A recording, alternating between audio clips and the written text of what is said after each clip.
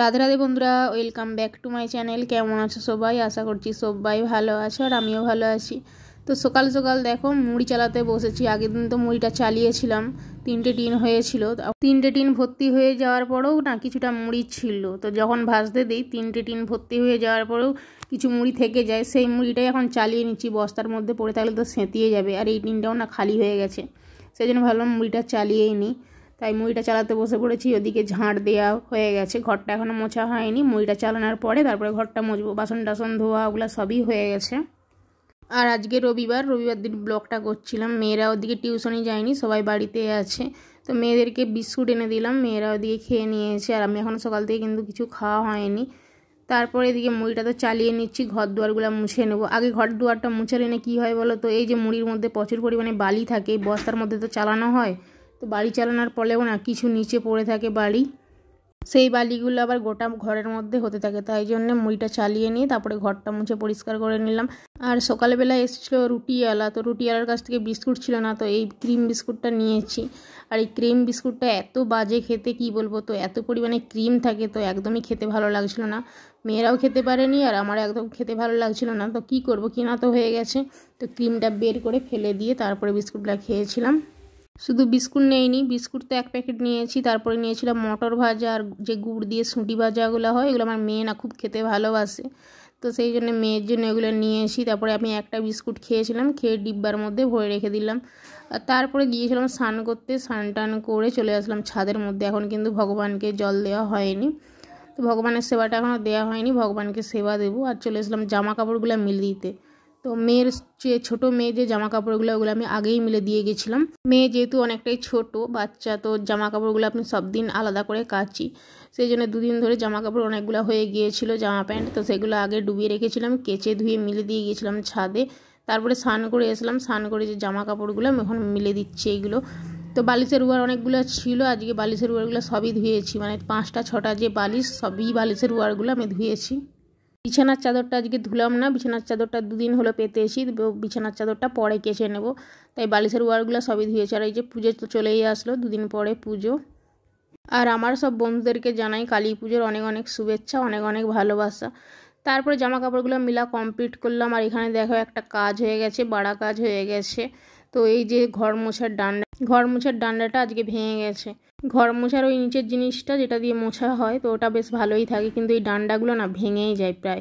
আমি অনেকগুলো ব্যবহার করেছি তো দেখেছি, তো ডান্ডাগুলো ভেঙে যায়, সেই জন্য আজকে ভেঙে গিয়েছে। আর ওর ভিতরে যেহেতু জল থাকে, তো আমি সবসময় রোদেই দিই ঘর মোছার পরে। তো তারপরেও জানি না কি করে ভেঙে গেল।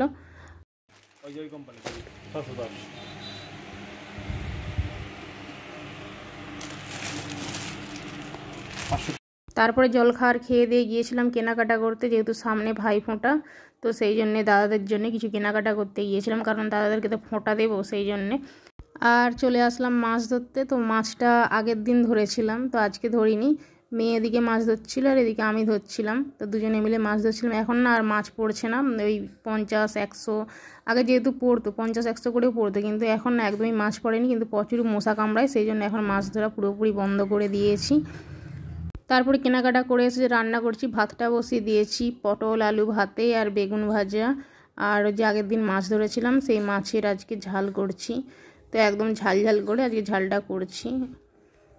আর 3 জনের 3টা কই মাছ ছিল, তো পুঁটি মাছ আর কই মাছ একসঙ্গে ঝাল করে নিচ্ছি। তারপরে মাছের ঝাল হয়ে গেছে, এদিকে ভাতটা হয়ে গেছে, ভাতটাতে ফ্যান গড়িয়ে নিলাম। আর একটু আম ছিল, তাই আম দিয়ে টকের ডাল করলাম।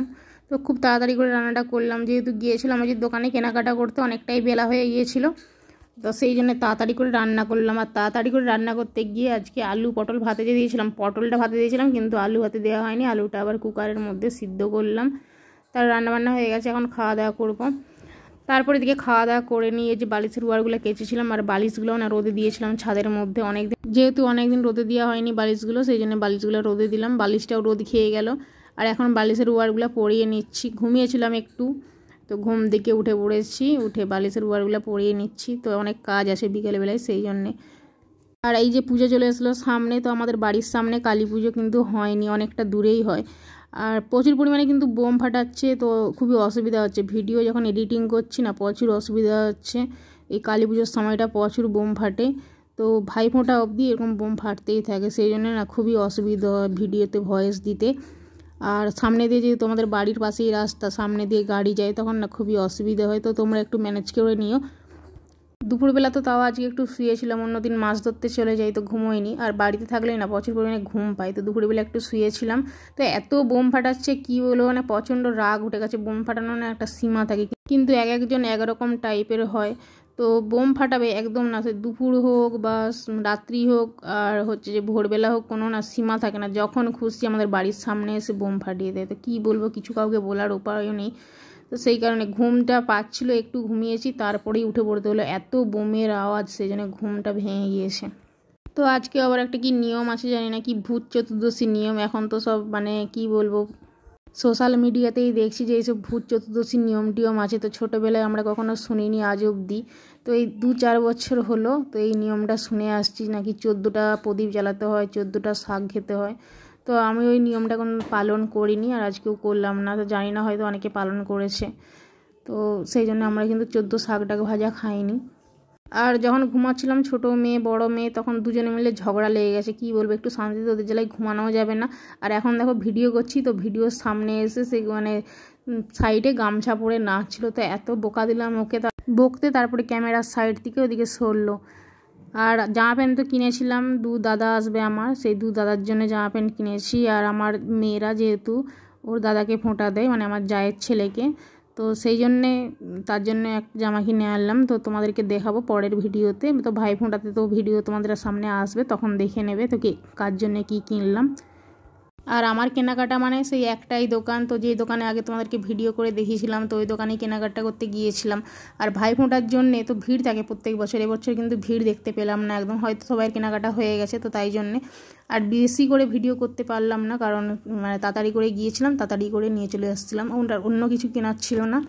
তো দাদাদের জন্যই জামা কিনে তারপর বাড়ি চলে আসলাম। এই বালিশের এই ওয়ারগুলাই পুরানো ছিল, কিন্তু রোদে দেওয়ার পরে যেহেতু বালিশ বা তোষক ফুলে যায়, সেই জন্য বালিশটা এত পরিমাণে ফুলে গিয়েছিল, তো ওয়ার পরাতে এত সমস্যা ছিল, তো টেনে টুনে ভিতরে ঢুকাতে হচ্ছিল। আর এই যে দেখো ভিডিও এডিট করছি এখন, তো এই সময়ও গাড়ি যাচ্ছে। তো কী করবো বলতো, যখন ভিডিও এডিট করতে বসি তখনই কোন সময় গাড়ি যায়, আবার কোনো সময় বোম ফাটে। তো মানে কিছু করার নেই, কত কাটবো ভিডিওতে, কত করবো। সামনে ক্যামেরা এনে যে একটু কথা বলবো, তো তারও উপায় নেই, চারিদিকে মাইক চলছে। সামনে হয়তো পুজো হচ্ছে না ঠিকই, কিন্তু মাইকের আওয়াজগুলো চারিদিকে আসছে, তো সেই জন্যে আর কি। তো যাই হোক, এদিকে বালিশগুলো সব গুছানো কমপ্লিট হলো, তো এবারে গুছিয়ে রেখে দেবো বিছানার মধ্যে। এখন রেখে দেবো, আমরা যেহেতু 4 জন, তো আমাদের 6টা-7টা করে বালিশ আছে, তো সবই একসঙ্গে ধুয়েছিলাম, সবই কেচেছিলাম। এই ঘরে 4টা বালিশ রেখে দেবো, দিয়ে অন্য পাশের ঘরে তো বাকি বালিশগুলো রেখে দেবো। তো যাই হোক, এদিকে তো বালিশ টালিশ গোছানো কমপ্লিট হলো। আর এদিকে দেখো মেয়ে এসে কখন থেকে, মানে যখন থেকে বালিশের ওয়ার পড়াচ্ছিলাম তখন থেকে বলছে যে আমাকে চুলে তেল লাগিয়ে দাও। তো আর যেহেতু আজকে শ্যাম্পু করেছিল, তো সেই জন্যে চুলে তেল লাগানোর জন্য একদম অস্থির হয়ে যাচ্ছে। তো বললাম যে বালিশগুলো গুছাতে বসিয়েছি, গুছিয়ে নিই না, ওরা ধৈর্য ধরছে না, এখনই লাগিয়ে দিতে হবে। তো তারপরে বালিশগুলো গুছিয়ে রেখেছি, এখন ওদিকে জামা কাপড়গুলো গুছাবো। তো চুলে আগে ওর তেলটা লাগিয়ে দিই, তো ও নিচে যাবে, তো সেই জন্যে অস্থির হয়ে যাচ্ছে। মাছ ধরার কারণের জন্যেই এতদিন চুলে তেল লাগানো হচ্ছিল না, চুলের যত্ন করা হয়নি। আর চুলে এই তেলটা না লাগালে খুবই জট পড়ে যায়, কারণ যেহেতু ওরা ভালো করে চুল আঁচড়াতে পারে না, তো সেই জন্যে। তাই যেহেতু আজকে বাড়িতে আছি, সেই জন্য চুলে তেলটা লাগিয়ে দিচ্ছে। আর এই মাছ ধরার কারণে আমারও না চুলের যত্ন নেওয়া হয়নি একদমই, চুলে আমারও তেল একদম ভালো করে লাগানো হচ্ছে না। আর আমারও প্রচুর পরিমাণে চুলে জট পড়েছে, আর প্রচুর পরিমাণে চুল উঠছে, তো জানি না কেন এত চুল উঠছে। তো যাই হোক, মেয়ের ওদিকে চুলে তেলটা মাখিয়ে দিলাম, দিয়ে এদিকে জামা কাপড়টা গুছিয়ে নিচ্ছি। সেই বালিশের ওয়ার পড়ানো থেকে মেয়ের চুলে তেল মাখানোর দিকে এখন দেখো জামা কাপড়টা গুছাচ্ছি। তো এত ঘুম পাচ্ছিল, কি বলবো, একটুখানি ঘুমিয়েছিলাম। ঘুম পেলে, ঘুমটা না পূরণ হলে, অর্ধেকটা ঘুম হলে ওরকমই হয়, তো সবসময় হাই উঠতেই থাকে। তো মেয়ে এদিকে এত বোকা ছিল, কি বলবো, ভিডিও একদম করতেই দিচ্ছিল না ক্যামেরার সামনে। ওর দিদি গান চালিয়েছে, তো নাচ করছে, ক্যামেরার একবার সামনে এসছে, আমাকে বারবার কেটে দিতে হচ্ছে, তো সেই জন্য ওদেরকে একটু বকছিলাম। আজ যেহেতু গ্যাসে রান্না করছিলাম, ছাদে করিনি, না হলে আবার ওই ছাদে যেতে হতো কড়াই ধুতে। তারপরে জামা কাপড়গুলো গুছিয়ে এখনও ঝাঁট দেবো, ঝাঁট দিয়ে তারপরে এবার নিচের দিকে একটু যাব, এসে বাকি কাজকর্মগুলো করব। কয়েকদিন ধরে হালকা হালকা ঠান্ডা ছিল, তো ভালোই ছিল। সকালবেলা দুপুরের দিকে না ভালোই একটু ঠান্ডা ঠান্ডা মতো ছিল। আর আজকে যেহেতু প্রচুর পরিমাণে গরম, এই 2 দিন না প্রচুর গরম লাগছে, তো সেই জন্য ঘামটাও দিচ্ছে প্রচুর। তো প্রচুর পরিমাণে গরম। তো এদিকে জামা কাপড়গুলো আমার গুছানো কমপ্লিট হয়ে একদম আসলাম রাত্রের বেলায়। তো রাত্রের বেলা আজকে রান্না করছি, রাইস করছি। তো কয়েকদিন ধরে ভাবছিলাম যে রাইস করব, তো সেই জন্য আজকে যেহেতু নিরামিষ, তো ডিম দেওয়া যাবে না, চিকেন দেওয়া যাবে না, নিরামিষভাবেই করছি। নিরামিষ বলতে দুপুরে মাছ খেয়েছিলাম, মাছটা যে কিছুটা পরিমাণে ছিল ভাজা, আর যে পকোড়া করলাম বাঁধাকপির, তো সেটাই আর কি। তো বাড়ির চালেরই রাইস করেছি, কেনা চালের করিনি। তো যেহেতু ডিম চিকেন দেওয়া যাবে না, তো সেই জন্য বাড়িতেই যে চাল ছিল সেই চালটা দিয়ে বানিয়েছি, আর করেছি আলুর দম। তো এটাই আজকে রাত্রে খাওয়া দাওয়া হবে। চলো আজকের মতো ভিডিওটা এখানেই শেষ করছি। সবাই সুস্থ থেকো, ভালো থেকো, আর দেখা হচ্ছে তোমাদের সাথে পরের ভিডিওতে।